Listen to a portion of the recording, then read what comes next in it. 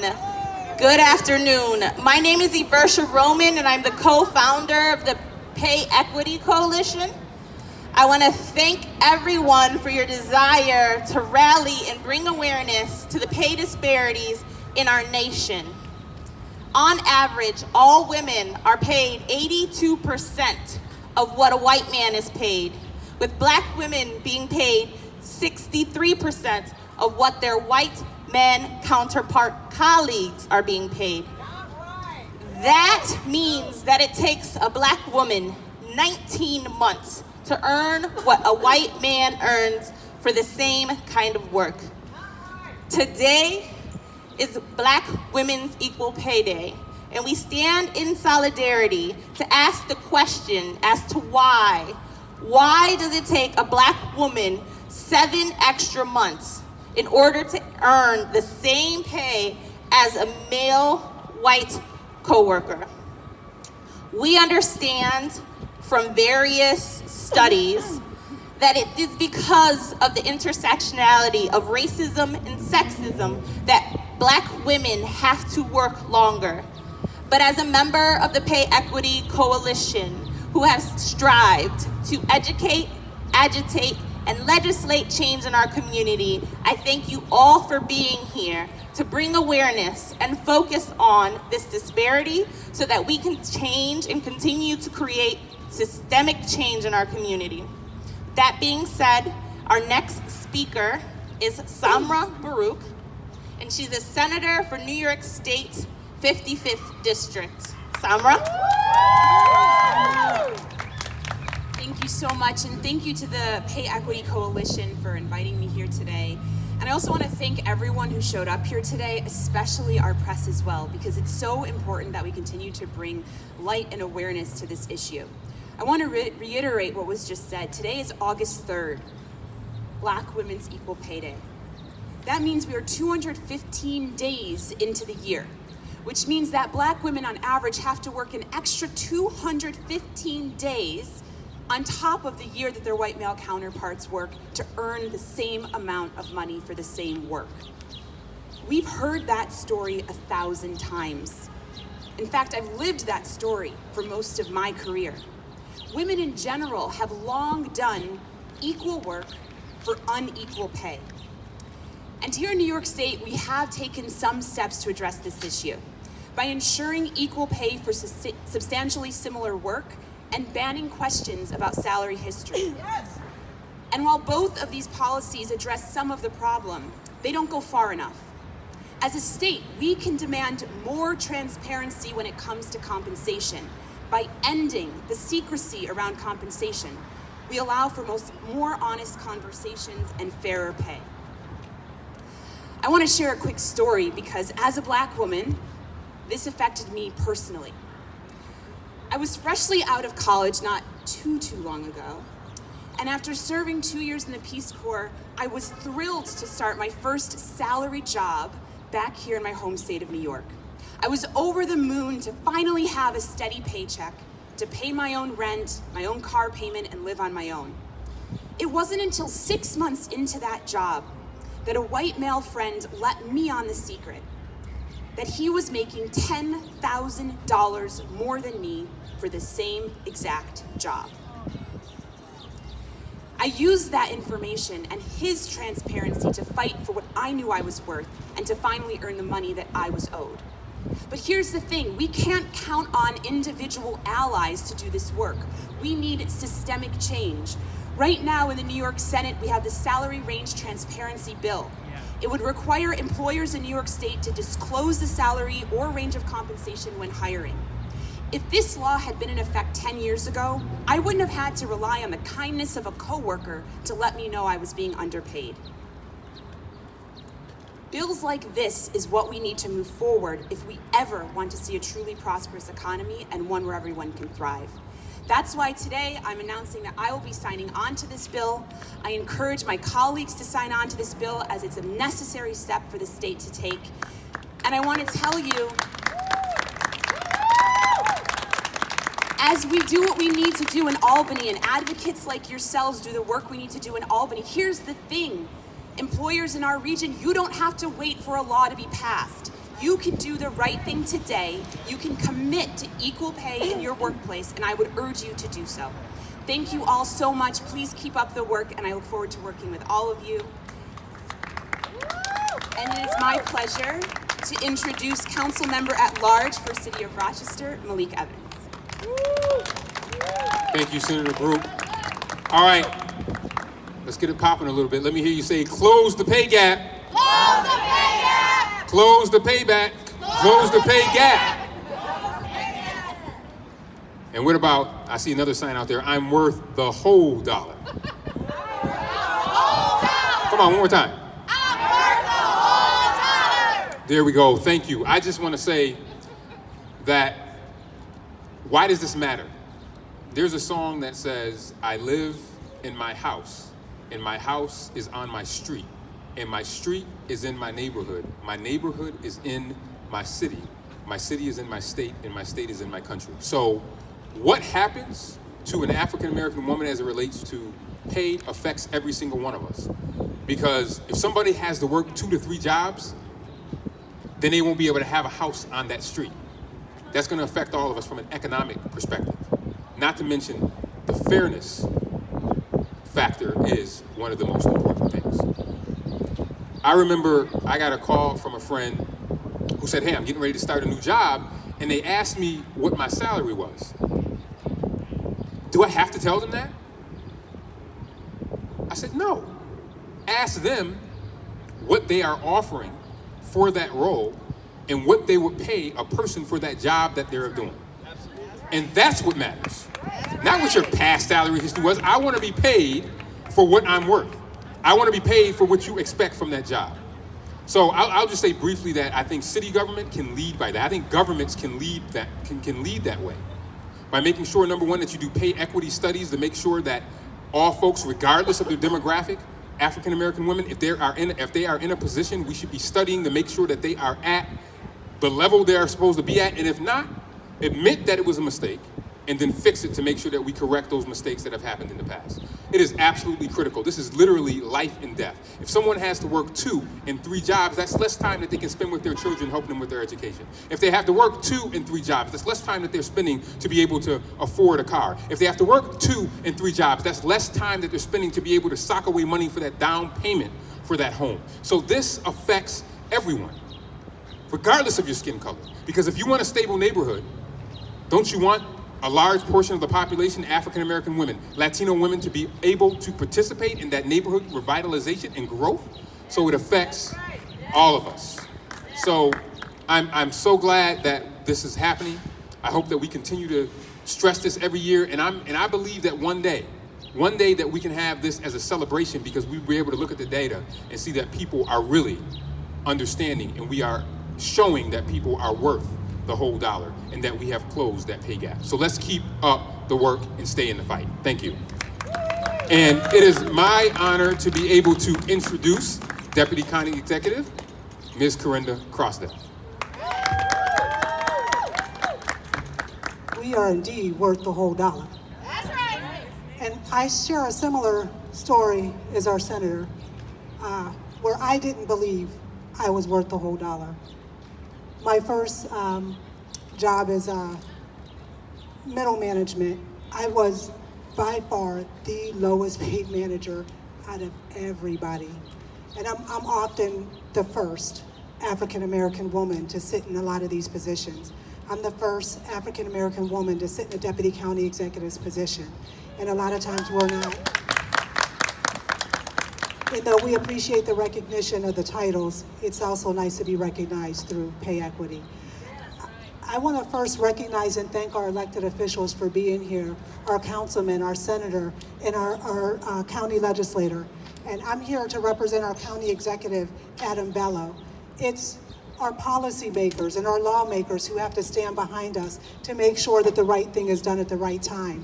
Our county executive last year signed an executive order saying that anyone who's contracting with the county must pay equitably for women. We also know in this community that the highest child poverty rate, we're number 3. And that's our single black mothers in this community. So as the councilman said, This affects all of us. This affects our communities. And we don't want to be known for being number 1 or number 3 for highest child poverty rate. These are single black women trying to make a way, trying to feed their families. And I have a daughter who's amongst them, and another daughter who I pray not become amongst them. But this is the right thing to do for our women, and this is the right thing to do for our communities. So I want to thank the coalition for pulling us together today to fight for what's right. Now, I get the distinct pleasure of introducing someone that I have seen firsthand fight for our community and fight for women, Danielle Ponder. Good afternoon, everyone. Excuse my laptop.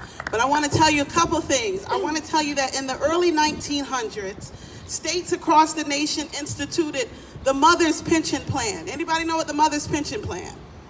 The Mother's Pension Plan was money directly given to single mothers with no male adult income. Do you know who could not participate in that program? Take a wild guess. Black women. I want to remind you that the government created the Federal Housing Authority, providing billions of dollars in home loans, and 98% of all of these loans went to white Americans. So who could not benefit from that program? Black women. Right here in Rochester, Eastman Kodak, through his realty company, provided homes to employees, but restricted covenants resulted in black employees effectively being barred from receiving this benefit. So who could not benefit from that program? Black women. I shared that with you to remind you that our government has always acted when it was time to lift white people out of poverty. Their actions were swift and targeted. The conversation around poverty eradication shifted dramatically when black people, specifically black women, began to demand access to programs that they were historically denied. Black women throughout history have been the glue that keeps the black community together. Some would say the glue that has kept this country together. But still, right now, single mothers are working 16-hour shifts to provide for their children. CNA, who put their lives on the line and were considered our nation heroes through this pandemic, have not been paid the wages of a hero. Home health aides, who are so vital to the care of our elderly community, in our community in need, are still receiving some of the lowest wages in the county. And in my field, right at the public defender's office, paralegals, our legal secretaries, and our legal assistants, this is where the black women often work in our office, are some of the lowest paid employees in the county. This is something that the county can change. As someone who is tasked with recruiting a diverse workforce, the county's low wages are an impediment to this cause. Increasing wages is a step to lifting people out of poverty. I'm so happy to see our deputy county executive here. I'm so happy to see Deanna Kimbrough here, to know that we have people in the county office who are committed to lifting black women out of poverty. But I also want to be clear that the data shows us that race-neutral policies will do little to close the racial wealth gap. We also must be bold and consider more targeted measures such as universal basic income, housing assistance, direct payments, and reparations. Somebody say reparations. Thank you, and I'm not sure who's next, but. Thank you so much, Ms. Ponder. I'm gonna say right now, Wilson Magnet is in the house, and I'm loving the red right behind us. So, if anybody knows me, you know I'm the kind of person that likes to give you my honest heart to heart. I am Sasha Mitchell, and at this moment right now, I am a dedicated community advocate for those in our community who are most in need. And right about now, the numbers show that is the African American community. Today, we're talking about black women. So every black woman, if you do not have this story, you are blessed. But every black woman has that moment where you realize, oh, I got bopped. I'm not making what I should be. Then you have this intense, furious inner battle of how am I gonna get what I need and still keep my job? How am I gonna live? Wait a minute, I need this insurance. Maybe I shouldn't buck the system. These are how these things come into play. It is not simple to say, pay black women what they're worth. Let's stop the games. stop the mess where we can't talk about what we make at work. Let's stop asking people, what do you want for this position? No. Don't ask me what I want. Tell me what you're offering so I can say, you know what? Y'all can have that. I shouldn't have to have this debate whether or not I'm going to choose a job and lower my standards. So I want to leave you guys with a few things. In this pandemic, we have had record amounts of unemployment, record amounts of health disparities to the Black community. However, we have a race for billionaires to get to space so they can leave this planet when it's over. I want to make sure we remember that. We do not have a problem with money. We have a problem with greed. We got a true problem with greed. There is no reason he should be going to space. Y'all know who I'm talking about. And his workers are urinating in bottles. There's a disconnect here. And I think with this pandemic showing us how crazy things were, people are starting to say, I'm not going back to that. People talk about, why don't people want to go back to work? I'm not going back to these wages. What are you giving me? Pay me what I'm worth. Give me a way to live. So the last thing I'm gonna say is we are in downtown Rochester. I love how we are really revamping it. I live close by. It's not as nice as I think it is. However, how many of our Black residents can benefit from these new apartments? How? I literally want to ask somebody, how are you affording $2,300 a month for rent? But we can't talk about pay, right? That's out of the rules, right? That's uncouth. We have a problem right now with how we think money should go and who deserves to live a nice life. And I think that is what we really need to take attention to. Thank you so much for your time. I think the next person I'm supposed to be introducing is Miss Ronika Burns. There we go. Thank you. Thank you. What do we want? Equal pay. When do we want it? Now. Yeah, I'm a union person. Good afternoon, beautiful people. I am Ronika Burns with 1199 SEIU Healthcare Workers Union. I'm here. I started my healthcare journey at Strong Hospital. I worked there for 19 years in a position. I took advantage of the programs offered by our education department. I obtained my degree in respiratory therapist. I earned a bachelor's in women and gender studies and African American studies at SUNY Brockport, while trying to do what's right and live the American dream. But guess what? I forgot the dream didn't include me. While applying for jobs, I noticed the pay was less than what I made as a union employee. It wasn't worth leaving. You see, what I didn't consider was the reality that my value was lower due to the skin of my color of my skin, sorry y'all. My education, my background, my expertise, it all didn't matter. Black women in healthcare in the industry, period, start off disadvantaged. For the moment we enter the workforce, we are de-appreciative.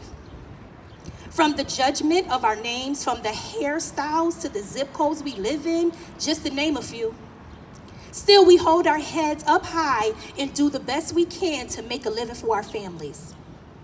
Even with degrees in education, Black female essential workers make less than a man in non-Black women on all levels.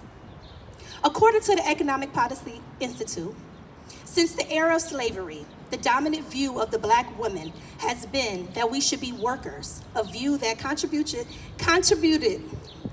to the devaluation as mothers and caregivers' needs at home.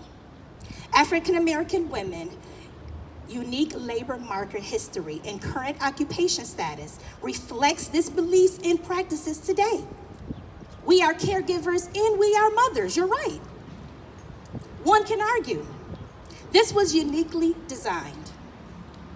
Black women are still underpaid, especially in the healthcare industry. Black women are overrepresented in the lowest paid jobs in the nation. Black women share the low wage workforce, 10.7% to be exact, is higher than the share of the overall workforce, 6.1%. We demand a living wage for all, including the healthcare workers that keep us safe every day. I stand here today to represent all the essential healthcare workers. These are the workers who work in the hospitals, nursing homes, home health aides, just to name a few. We risk our lives every day to make the community safe. Still, we work short-staffed, unappreciative, and even through a pandemic. We barely make enough money to make ends meet for our families. Now, is that right? No. The population of essential workers we serve take care of people day in and day out, every day, weekends, holidays. Healthcare don't stop, it don't shut down. And still, we are undervalued and underpaid. This needs to end now, and it needs to end today. So thank you, Senator, for signing on. Essential workers demand essential pay, period. Thank you. Now I'm going to introduce Cecilia McIntosh. Hello, everyone. So I'm Dr. Celia McIntosh, and I'm the Vice President of the Rochester Black Nurses Association. And today I'm going to focus on Black nurses' equity pay. We know that pay equity is standard care, so I just want to let you know that. So Black women make up the majority of healthcare workers, which includes positions of home health aide, CNA, and nursing positions, as Daniel Ponder mentioned already. But nearly 81% of RNs report their race as white. Asian nurses, 7.2%, followed by African Americans, which now accounts for about 8%. Among LPNs, white individuals make up 65% of the workforce, followed by African Americans of 17%. Of those, RNs who identified as white reported working fewer hours than other racial groups. We know that due to racism, sexism, systemic barriers that have contributed to economical inequality, Black women are typically paid just 63 cents on every dollar paid to white non-Hispanic men. BIPOC nurses reported earning higher median salaries and working longer hours. As Malik Evans talked about, working longer hours, having less family time, that all is mentioned here. And we know that possibly resulting from higher rates of overtime. So if you have to work more hours to, those 214 extra days a year, then you're just going to be working more and having less family time. So anyway, Black women work 579 days each year, more than 214 days more than white men. On average, male nurses make $6,000 more than female nurses. These lost wages mean Black women and their families have less money to support themselves, their families, and many have to choose between essential resources like housing, childcare, food, and healthcare. Black women are often hit the hardest and take the longest to recover. In addition to that, Black nurses report being undervalued, overlooked for promotions, have lack of sponsorship, upward mobility barriers, wage gap, and day-to-day microaggressions and bias in the workplace. So on behalf of the Rochester Black Nurses Association, we ask for structural change and improvement in salary equity in the workplace, inclusive hiring practices, equitable promotions, wage transparency so Black nurses can feel empowered to discuss salary openly with colleagues, to understand wage transparency and how the scale operates in their workplace. We want to change workplace culture and employer policies, especially regarding childcare. Employers have to reform labor policies and employment practices that penalize women for taking time off to tend to sick children and other personal responsibilities. And we know that Black women have been disproportionately impacted this previous year. Women continue to dominate the nursing profession, and like other women in the U.S. workforce, they carry most of the caregiving roles for their families. Nurses cited needing expanded paid sick days, institutional comprehensive family and medical leave programs, and providing access to childcare. So I'm just going to leave you with the fact that pay equity is standard of care. Thank you. And introduce Damon Meeks, our Assembly Member of New York State's District, 137th District.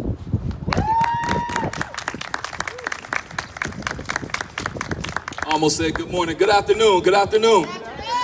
You know, a great man by the name of Dr. Martin Luther King once said, all labor has dignity. And you know what the challenge I find? I was a union rep for 10 years representing nursing homes from Monroe County to Allegheny County to Erie County. The work may have dignity, but it's time that we respect the work that people do. You know, I remember talking with one of my members, and it made me think about some of the challenges that we see as a community as it relates to the violence. A single mother raising her children. And she said, Damon, I do everything for my children. I work double shifts. Sometimes I'm mandated. I said, mandated? She said, yeah, I work from 7 to 3, but I go to punch out at 2:55, and they mandate me to work till 11. I said, so who's watching your children during that time? Sometimes they're home by themselves. And we talk about how children attract to different environments, such as gang involvement, gang activity. And it all goes back to some of the challenges with pay equity. It's time that we pay people what they're due. But I think one of the challenges in talking to this mother, she said, I work, but they're still not happy. She said, so I finally sat them down and I said, hey, I'm providing you everything you need. I'm keeping the lights on. I'm keeping food in the refrigerator. He said, Ma, but you don't spend no time with us. And she said it hit her in that moment. And the challenge is this. These are individuals who are on the front line, providing quality care for many of our family members, but they're not receiving quality wages. And they have to work double shifts in order to make ends meet. It's not right. You know, Dr. King also said that the time is always right to do what is right. And I'm thankful for Senator Summer Brook, and also we have Sarah Clark, Assembly Member Sarah Clark, at the state level. And we're committed to doing this work. We took an oath before we took office to look at things through a racial justice lens, through an equity lens, and to advocate for marginalized communities. And that's what we're committed to do. So we'll commit to signing off on legislation, and we'll also demand that equity pay happens now. Thank you. And next we have Eversha Roman. Thank you. Hello, everyone, again. My name is Eversha Roman. I'm the co-founder of the Pay Equity Coalition, and our intent, again, is to bring awareness so that we can educate so that legislative changes are made in our community, because we believe that advocacy without legislation, it doesn't work. So as a coalition, I thank everyone for being here. We have been pushing for salary range disclosure as a coalition because we understand how important it is for pay disparities to stop. And one way of doing that is to ensure that every single time you apply for a job, you know exactly how much the organization is willing to pay you. Because what we know is that as women and as women of color, we undervalue ourselves and oftentimes are taken advantage of when we show up for our first day of work somewhere.